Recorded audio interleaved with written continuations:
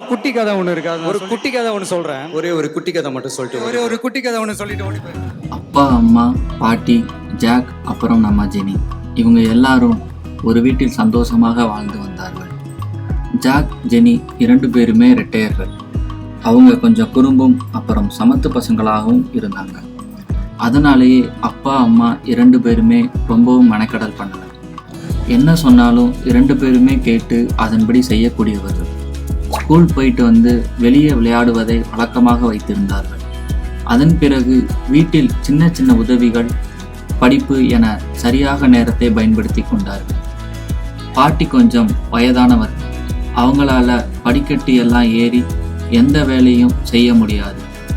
அதனால் அம்மா தான் அவர்களுக்கான உதவிகளை செஞ்சாங்க. அப்பா தினமும் அலுவலகம் போனா வர இரவு ஆகிடும். ஒரு நாள் அம்மா ஒரு வங்கி வேலையா வெளியே செல்ல வேண்டியிருந்தது. அப்போ ஜாக், ஜெனி 2 பேரையும் அம்மா கூப்பிட்டு, பாட்டி வயதானவங்க, அவங்கள மாடிப்படியெல்லாம் ஏற வைக்காம அவங்களுக்கு தேவையான உதவியை செய்யுங்கள் என சொல்லிவிட்டு சென்றார். ஜாக், ஜெனி 2 பேருமே பாட்டி கூப்பிட்டதும் ஓடி போய் உதவிகளை செஞ்சாங்க.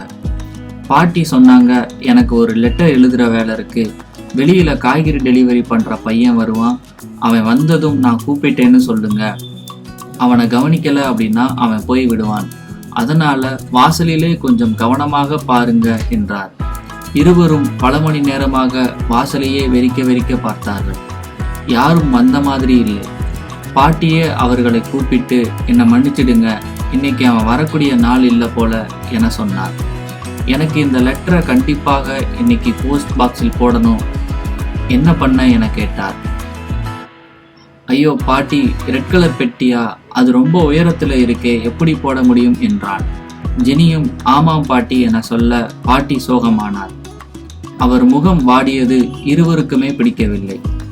பாட்டி, அப்பா வந்ததும் போடலாமா என ஜாக் கேட்க, அவன் வந்தாலும் நாளைக்கு தானே போட முடியும் என்றார். இப்போ என்ன பண்ணுவது என யோசிக்க எந்த ஒரு ஐடியாவும் கிடைக்கவில்லை. பாட்டி முகம் வாடியது.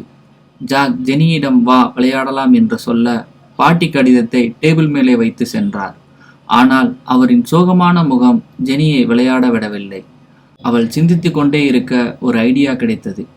வீட்டில் இருந்த நாற்காலியையும் அந்த லெட்டரையும் தூக்கி கொண்டு ரோட்டை கடந்து அந்த சிகப்பு நிற தபால் பெட்டியை அடைந்தாள்.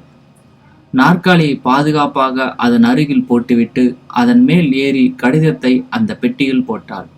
அப்போதுதான் அவளுக்கு சந்தோஷமாக இருந்தது. ஜெனி வீட்டிற்கு திரும்பவும் பாட்டி லெட்டரை தேடவும் சரியாக இருந்தது.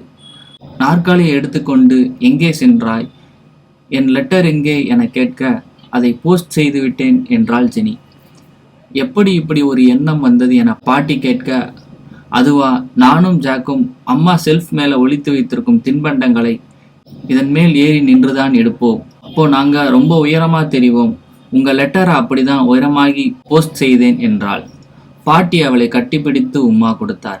ஜாக்கை அழைத்து அவள் யோசித்து செயல்பட்டதை பாட்டி சொல்ல, அவன் சாரி பாட்டி, நான் யோசிக்கவில்லை என்றான். அதற்கு பாட்டி, ஒரு வேலையை கவனமாக செய்தால் அதை எப்படி முடிக்கலாம் என பல எண்ணங்கள் தோன்றும் என்றார். அவனும் சரி பாட்டி என்றான்.